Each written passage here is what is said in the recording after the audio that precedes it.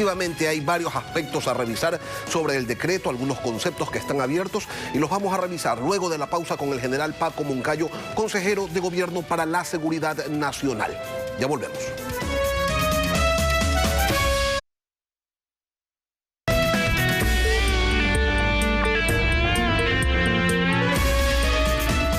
La tensión en la Asamblea por el juicio político se agudiza.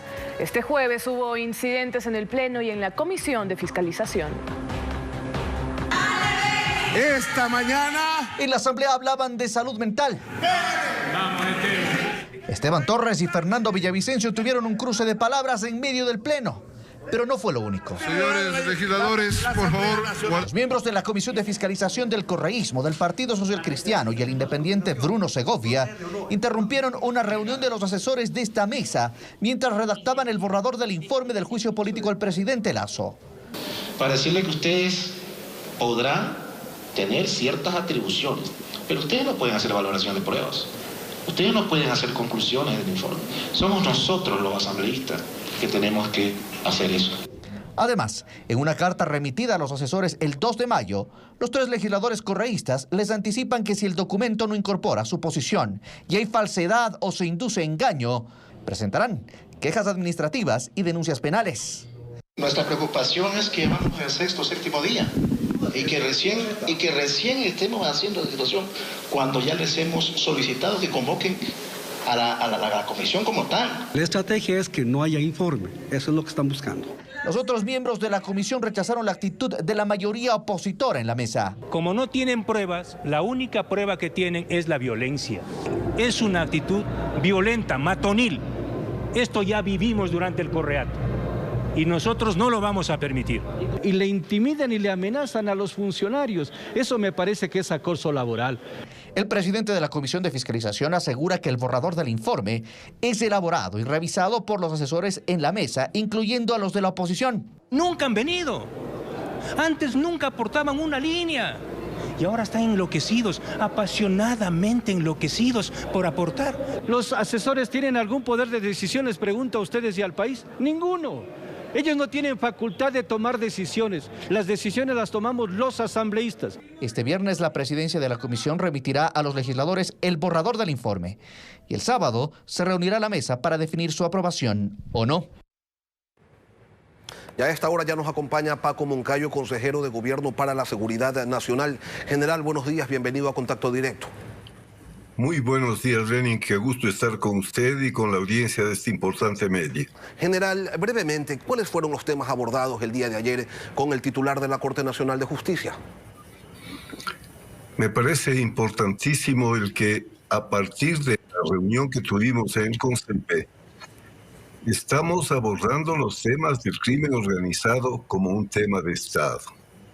Lo peor que puede pasarle a un país, como decíamos ayer, es que enfrentemos al crimen organizado con un Estado desorganizado.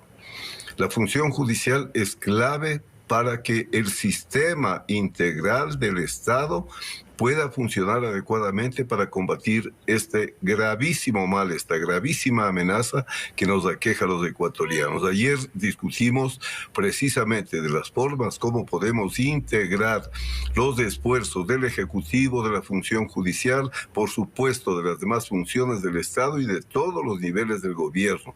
Si logramos hacer eso, créame, Lenin, vamos a tener resultados. Si seguimos usando la seguridad para despedazarnos unos con otros, si seguimos utilizando de la seguridad para esta disputa que es natural en las democracias entre ideologías, partidos, le hacemos el juego al crimen organizado. General, crimen organizado o grupos terroristas. ¿Qué pasó con la identificación de esos grupos terroristas que se suponía lo iban a hacer con un decreto ejecutivo? Finalmente, ¿por qué no lo hicieron? A ver, en primer lugar, el decreto ejecutivo lo que tenía que hacer, y lo hizo muy bien y lo vamos a analizar ahora, fue dar continuidad a las resoluciones del CONCEPE. La resolución del CONCEPE es o significa un parte de aguas en la lucha en contra del crimen organizado, porque por primera vez el Estado, en el más alto nivel en el órgano supremo de la seguridad, plantea que el crimen organizado, a través de sus acciones terroristas, está afectando a la soberanía y a la integridad del Estado ecuatoriano, a todas las estructuras fundamentales del Estado.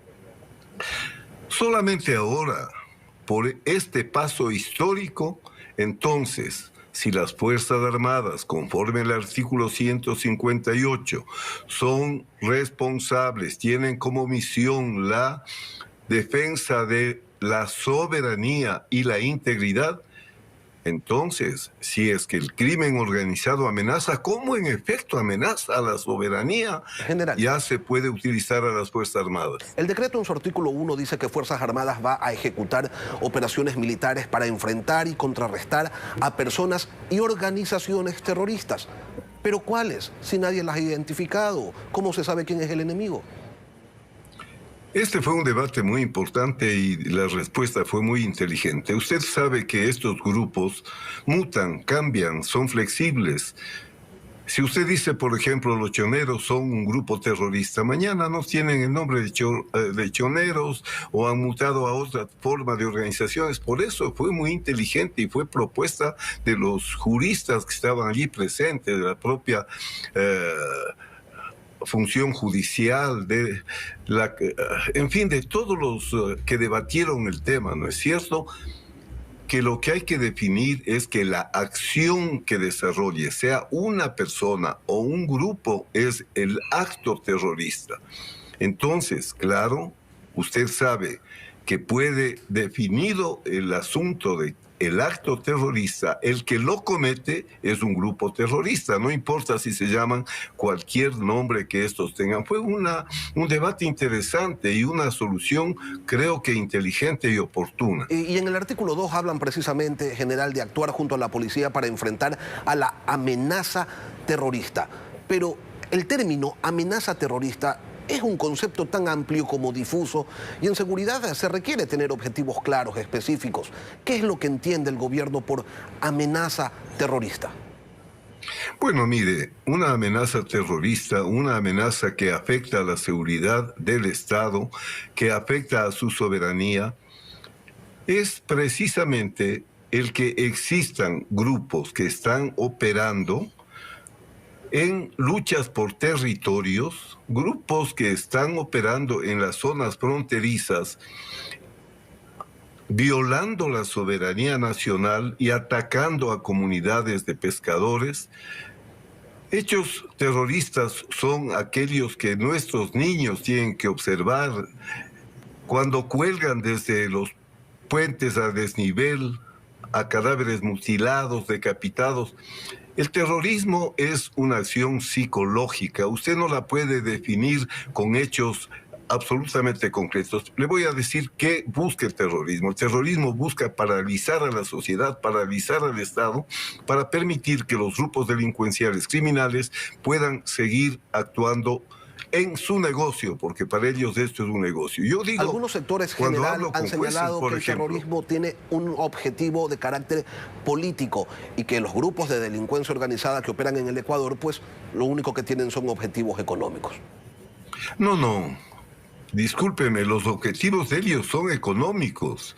Las estrategias son de índole político, porque cuando estos grupos criminales trabajan para cooptar jueces, para cooptar fiscales, para cooptar legisladores, para cooptar militares, ellos no combaten al Estado, ellos procuran cooptar al Estado, hacer que el Estado funcione conforme a sus intereses, pero el interés fundamental, el centro de gravedad del trabajo de ellos, no es ni combatir al Estado ni cooptar al Estado per se, es el negocio, vender la droga, vender las armas, en fin, traficar las personas. General, ese es el negocio de ellos. El artículo 3 del decreto 730 ha generado toda una polémica porque dispone al SNAI tomar previsiones de seguridad para militares y policías que sean sometidos a procesos judiciales penales. Le pregunto, ¿no genera inseguridad en los uniformados esa disposición? ¿No les están diciendo que por cumplir su trabajo, con su trabajo, pueden terminar presos? Por el contrario, esto es un pedido del Ministerio de Defensa, un pedido de la policía, porque mire usted, en el artículo 54 de la Ley Orgánica del Uso Legítimo, Progresivo de la Fuerza, sí se establece ya que los militares y policías que en el uso del legítimo derecho de reprimir a las bandas criminales deben tener la presunción de inocencia y seguir el debido proceso. Además, dispone a los jueces que deben tomar medidas alternativas a la prisión preventiva. Sin embargo, ¿qué pasa cuando se argumenta y se les dice, pero ya está en el artículo 54? Entonces, los mandos policiales dicen, pero mire usted el caso del policía David Velastegui y de otros policías, el juez ordenó prisión preventiva. Pueden ir los policías, los militares, en casos como estos de excepcionales, a recibir un tratamiento en estos centros penitenciarios donde están aquellas personas que nos están combatiendo. Entonces, esto no sé cómo puede interpretarse, sino como un pedido a las Fuerzas Armadas y la policía, como una seguridad adicional para que en el caso excepcional de que un policía o un militar reciba orden de prisión preventiva, no vaya a ser queda claro, asesinado, general. En fin. Queda claro, general, entonces, que no es que el gobierno se sacó del sombrero el artículo 3, que ha sido un pedido específico de Fuerzas Armadas y de la Policía Nacional. Ahora, ¿a dónde irían? Si no van a las cárceles, a las prisiones, a donde van pues todos los que cometen delitos, ¿cuáles serían los centros de reclusión para policías y militares que sean juzgados por actos cometidos en el ejercicio de su deber? Bueno, hay una aspiración de las Fuerzas Armadas y de la Policía de que hayan instituciones, instalaciones particulares para estos casos particulares. O sea, cárceles militares, cárceles policiales en general. Perdón, no cárceles especiales, pero sí dentro del sistema deben haber sitios, lugares, instalaciones en las cuales, de darse este caso excepcional, cumplan la disposición de los jueces con la mínima seguridad que merecen quienes están luchando por nuestras vidas, por nuestra tranquilidad. Otro de los artículos del decreto ordena, general, a Finanzas que les asignen los recursos necesarios a Fuerzas Armadas y a Policía Nacional para que puedan hacer su trabajo. Y allí nuevamente caemos en territorios no delimitados. En principio, general, ¿cuál es el monto que ustedes han previsto va a costar esta operación de combate directo al terrorismo? Mire, estos temas de montos, cantidades, pueden informarles el Ministerio de Defensa, el Ministerio de Gobierno. Nosotros lo que estamos planteando, no hay que olvidarse, Lenin, cuáles son los niveles en los que se toman decisiones. En el CONCEPE, en la presidencia, se toman las decisiones políticas. Estas decisiones bajan a los ministerios de defensa, de gobierno, del interior, y se traducen ya en planes. Estos planes a su vez se transmiten a las unidades operativas que van a trabajar conjuntamente de policías y militares. De ese nivel operativo resuelve los temas en acciones tácticas. Entonces, en el nivel político el presidente ha dado la disposición concreta, clara. De aquí se desencadena un proceso técnico que baja técnico, a nivel operativo, a nivel táctico. No le pidan al presidente que tome resoluciones tácticas, ¿no es cierto? Cada cosa se hace en su nivel. Pero deben tener seguramente, general, un objetivo, y la gente quiere saber cuáles son esos objetivos que tienen ustedes previstos en el mediano o en el largo plazo. En 2022 la tasa de muertes violentas fue de 26 personas por cada 100.000 habitantes. Hasta hace 2 semanas el promedio 2023 estaba en 17 muertes violentas por cada 100.000 habitantes. ¿Cuál es el valor al que se aspira en este año ya con la intervención complementaria de Fuerzas Armadas, general? Mire, lo que se aspira, y realmente así debe ser, es tener, como usted plantea, los indicadores claros. Porque hasta ahora hemos estado trabajando con indicadores que no explican nada de la situación. Si usted, cada vez que le preguntan si está haciendo algo, dice, hemos capturado tantas toneladas de cocaína, usted lo que está diciendo es simplemente que a lo mejor el problema se está agravando. los índices, los indicadores para medir la eficiencia del plan de seguridad son los que usted plantea. ¿Cuánto han disminuido estos índices en cuanto al número de homicidios por 100.000 habitantes, en cuanto al número de femicidios? En fin, tenemos cifras alarmantes. Esto es lo que hay que bajar. ¿Y cuál es el objetivo, ¿Cuántas general? toneladas ¿A dónde más quieren llegar? vamos a... Perdón. ¿Cuál es el objetivo, general? ¿A dónde quieren llegar? ¿Cuál es el valor que ustedes dirían, ok, nosotros en tanto tiempo queremos estar en 10 muertes violentas por cada 100.000 habitantes, en 8, en 9, en 7, qué sé yo? Mire, yo soy profesor de esto de años, ¿no? Si usted me hace esa pregunta, yo no le puedo responder. ¿Qué plan puede, cuando sale del nivel político, establecer ya los parámetros, los índices, los indicadores? Pídame una cosa que yo le puedo responder en el nivel político. Todos estos temas técnicos están en la planificación, pero no me pida que ayer se publique el decreto y yo ya le puedo decir índices, indicadores de eficiencia. No, eso no existe, ni así tuviéramos la planificación angelical del mundo trabajando para nosotros. ¿En cuánto tiempo, general, una proyección, la ciudadanía se va a poder sentir más segura? Mire, yo he planteado, y el concepto es este: no hay medio plazo, no hay largo plazo. Todo es para ahora. Las acciones que están presentadas son para ahora. Y por supuesto, es mucho más que solamente pensar en que es el combate, los disparos, la destrucción de las instalaciones, porque no hay que atacar a las personas, hay que atacar a las bases del poder del crimen organizado.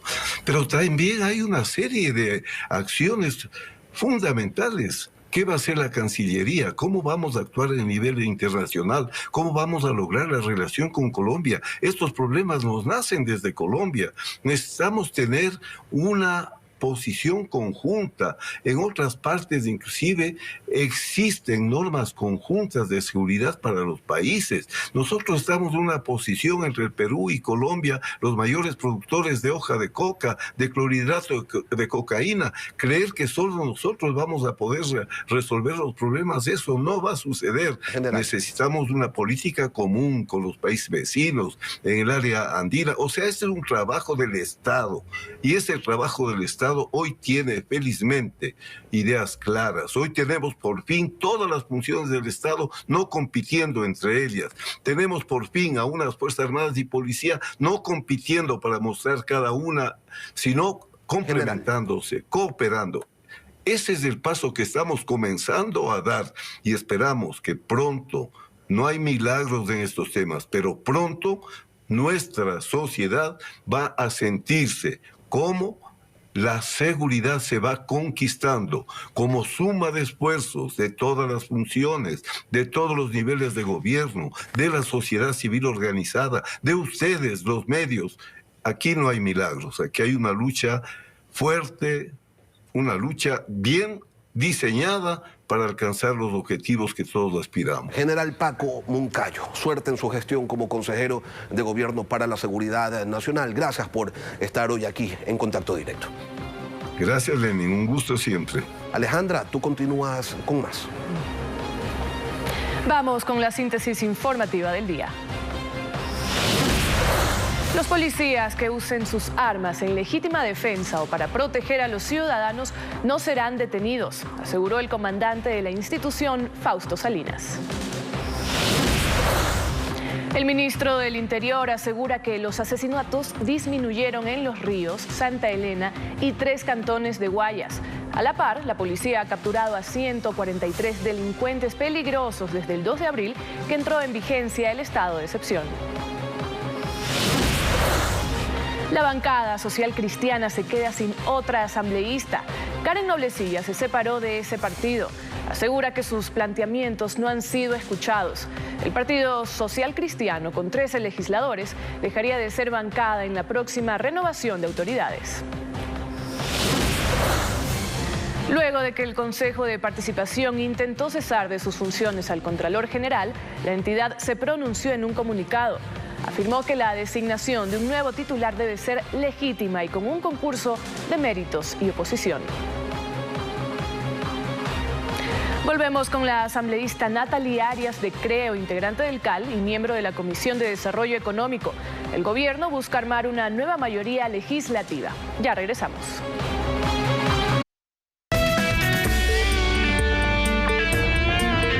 A esta hora ya nos acompaña la economista Natalie Arias, asambleísta nacional de Creo, segunda vocal del CAL. Buenos días, asambleísta, bienvenida a Contacto Directo. Muy buenos días, Lenin, muchísimas gracias por la invitación a este espacio. Sorprendió ayer el anuncio de la bancada del Acuerdo Nacional de que están a punto de consolidar una mayoría de 70 legisladores. ¿Basados en qué agenda legislativa se está armando esta coalición? Son tres temas centrales en este caso: seguridad, lucha contra la corrupción y definitivamente también los temas sociales que todavía quedan pendientes. Y esta mayoría, si es de 70 votos, estaría integrada en la práctica por todos menos el correísmo y el Partido Social Cristiano. Efectivamente, nosotros estamos en este momento en una etapa de conversaciones en las que ya se han avanzado varias de ellas, no solo con estos ejes programáticos para una agenda legislativa, que definitivamente son la deuda de la Asamblea Nacional, sino por supuesto también con respecto a la conformación de autoridades y, más importante aún, la conformación de las comisiones legislativas. ¿Qué posibilidad existe, Natalie, de que a esa mayoría en construcción se sumen legisladores de esas dos organizaciones políticas y sobre todo de UNES, porque del Partido Social Cristiano pues ya se han llevado a 3? Si bien es posible, en este caso, y se tocan todas y cada una de las puertas, ya dependerá de la voluntad de los legisladores, que en este caso, pues teniendo observaciones o malestar incluso dentro de cada una de sus bancadas, puedan querer tocar también otras puertas fuera de ellas. ¿Cuáles son esas principales observaciones o malestares de quienes escuchan su propuesta y les dicen, ¿saben qué, señores? Pero hay estos problemas. ¿Cuáles son? La imposibilidad en algunos casos de poder expresar libremente cuáles son los criterios o los puntos contrarios. Recordemos que estamos en un contexto en este momento de juicio político en el que reiteradamente pues ha ido perdiendo toda la base que en algún momento quisieron imprimirle, y por supuesto pues hay quienes todavía se han mantenido en la responsabilidad presunta del presidente, cosa que hasta este punto creo que queda claro que no ha existido. Entonces, esa imposibilidad de expresar ese criterio o malestar que tiene que ver ya propiamente con el desarrollo de las bancadas es parte de lo que ha ocasionado. Sin embargo, creo que va a ser necesario escuchar directamente a quienes han salido de sus organizaciones políticas. Pero tampoco es que los legisladores están locos por tomarse la foto con el oficialismo. Ellos han tenido muchas críticas, muchos señalamientos a la gestión del presidente Lasso, y cuando ustedes les dicen, hey, vengan acá, reunámonos, conformemos un bloque, hagamos una mayoría y cumplamos esta agenda legislativa, ¿cuáles son las principales observaciones que ellos les hacen? Hay quienes en este momento todavía tienen interés en poner el país por delante y no, como lamentablemente ha sido pues en las organizaciones de las que han ido saliendo, en insistir en la desestabilización de un gobierno. Ahora, ¿es factible llegar a 70, armar una mayoría, o es solamente una aspiración, una expectativa legítima, por cierto, pero complicada de cumplir? El anuncio realizado el día de ayer por nuestro coordinador de bancada, el asambleísta Juan Fernando Flores, está basado en el avance de las conversaciones que hemos tenido hasta este punto y la posibilidad de conversar en este sentido, no solo de las autoridades, sino, insisto, también la conformación de las comisiones. Es decir, esto es parte del quehacer legislativo y es posible, si bien, por supuesto, pues hay observaciones de por medio, críticas, algunas muy válidas en este caso con respecto a nuestra gestión. Insisto, hay quienes todavía tienen interés no en la desestabilización, sino en poner al país primero. Por cierto, los socialcristianos ayer emitieron un comunicado diciendo que el gobierno está comprando compuestos a algunos legisladores. Este señalamiento amerita una respuesta. ¿Cuál es? Fue realizada el día de ayer la respuesta en este caso, pero llamo su atención sobre el siguiente hecho. Vemos quién firma ese comunicado. Ya no es la cabeza de la organización política o el coordinador de bancada, incluso. Siendo un pronunciamiento con respecto a la Asamblea, le resta absolutamente toda credibilidad el que lo haya firmado un joven que pertenece a las bases. Volvamos al tema de la mayoría que busca dejar a pie a correístas y a socialcristianos. Esta mayoría de consolidarse, ¿a quién apoyará para que ocupe la presidencia de la Asamblea? ¿Es Sofía Sánchez la candidata? El nombre todavía está en discusión.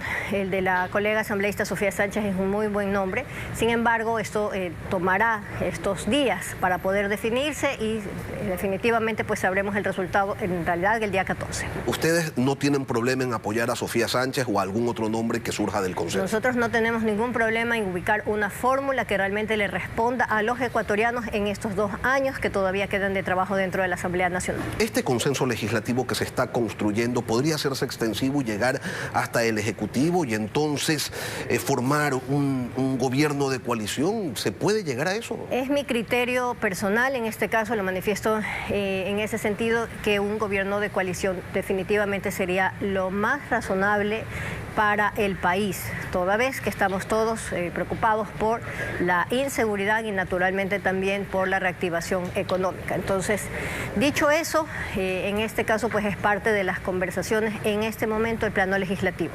A ver, entonces, coalición con Izquierda Democrática, con Pachacutic, con el bloque de Virgilio Saquicela, ¿con quién más? Los independientes y el resto de las organizaciones políticas entran todos en la posibilidad de poder entrar dentro de la discusión en la mesa. ¿Por qué? Porque la conformación de la Asamblea Nacional, estimado Lenin, no ha cambiado, es la misma que el 2021. Por lo tanto, las organizaciones naturalmente siguen siendo esas. Es decir, están desarrollando las conversaciones que tuvieron hace 2 años cuando llegó Guadalupe Lloria a la presidencia de la Asamblea. Efectivamente, insisto en que la conformación no ha cambiado, por lo tanto, en este sentido es importante aprender de aquello que se ensayó en mayo del 2021 y que pues no vio, en este caso, conquistar las metas legislativas que en ese momento fueron previstas. Sin embargo, el aprendizaje de estos 2 años tiene que primar dentro de estas conversaciones porque, por supuesto, de parte y parte ha habido, en este caso, pues observaciones en ese sentido y el aprendizaje es el que tiene que primar. Para poder avanzar en ese punto hay que dar algunos pasos hacia atrás. Uno de ellos es la reforma tributaria que plantea cambiar de cierta manera el incremento al impuesto a la renta que se impuso en el 2021. Al momento, la reforma sobre la ley de desarrollo económico tan necesaria emitida en el 2021, entrando en vigencia a la última parte del año 2021, ya las cifras nos dan cuenta de este punto y sobre todo pues lo más relevante en este caso es aliviar el bolsillo del contribuyente ecuatoriano sin deshacer lo andado en este caso en materia de salud fiscal. Nosotros no podemos ser irresponsables en este caso, creo que va a ser una oportunidad para poder ir dando un alivio una vez que ya se ha cumplido uno de los hitos, que en este caso era la búsqueda naturalmente de, insisto en este punto, la salud de las finanzas públicas. Esa mayoría que hoy busca la reorganización de la Asamblea por los próximos 2 años también implica el que no voten por la destitución de Guillermo Lasso en el juicio político. En este caso, la solicitud de juicio político contra el presidente ha perdido cualquier vestigio de base que hubiera tenido en algún momento porque en este caso pues la ausencia de pruebas es la que ha primado en este momento. Ya conoceremos el día de mañana a las 10 el resultado dentro de la Comisión de Fiscalización, pero el proceso como tal de solicitud del juicio político no solo pues no pudo evidenciar ni una sola prueba, sino que además ha dado cuenta en este momento de una actuación que es cuestionable por parte de uno de los proponentes y que incluso podría llegar a ser dolosa. ¿Forma o no parte de la negociación el votar en contra del juicio político? Ha sido parte de los temas, pero insisto en esta parte, el juicio como tal se ha quedado por sí mismo dentro del desarrollo de la Comisión de Fiscalización sin piso. Natalia Arias, asambleísta de Creo, gracias por acompañarnos hoy en Contacto Directo.